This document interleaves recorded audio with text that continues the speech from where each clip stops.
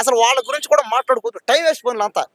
ఎందుకంటే వాళ్ళంటే సినిమా వాళ్ళు ఇది ఫేమస్ అవడం చేస్తున్నారా, లేదా వాళ్ళకి డబ్బుల కోసం చేసుకున్నారా, వాళ్ళు ఏం గొడవలు ఉన్నాయి. ఇది ఎందుకంటే రాత్రి ఆయన క్లారిటీ చెప్పాడు ఆయన. మోహన్ బాబు గారికి 50 ఏళ్ళు సినిమా అనుభవం ఉంది. అవును. 70కి వచ్చేస్తున్నారు ఆయన. అవును. మరి ఈ వయసులో కొడుకులతోనే ఆస్తులు గీస్తులు అని చెప్పి పంచాయతీలు ఆ పంతం అవసరం అంటారా? అంటే ఇప్పుడు ఆస్తుల పంచాయతీ అని వాళ్ళ మధ్య ఏ పంచాయతీలో ఉన్నాయి, భూముల పంచాయతీ, ఆస్తుల పంచాయతీ, వాళ్ళ ఇష్టం అది.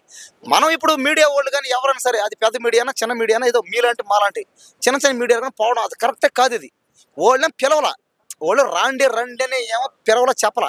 పిలవనప్పుడు పోవడం, పోయి మళ్ళీ వాళ్ళు తిట్టినా కొట్టినా మనం పడాలి తప్పదు. ఇంకా అలాంటప్పుడు దేనికోసం చెప్పండి.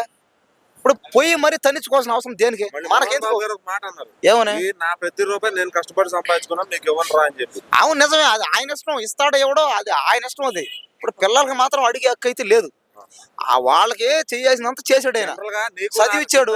నీకు నాకు ఇంట్లో పంచాయతీ చేస్తే ఎవడ పట్టించుకోడు. అవును, వీళ్ళు సెలబ్రిటీలు కాబట్టి అందరూ అక్కడ మీద focus అది చేస్తారు. కరెక్టే. కానీ ఆయన చెప్పలేదు కదా, మోహన్ బాబు గారికి చెప్పలా. మా ఇంటికి రండి, నాతో వచ్చి మాట్లాడండి, నేనే పెడతాను ఈ పంచాయతీ, మీడియా వాళ్ళందరూ రమ్మనండి, పోలీసుల్ని, కోర్టుల్ని, లాయర్ని, ఎమ్మెల్యేలు అందరూ రమ్మనండి, ఎవరు చెప్పలేదే. చెప్పకుండా మనం అనవసరం పోతున్నాం వాళ్ళకి. ఆడకు పోయి కొట్టించుకున్నాం.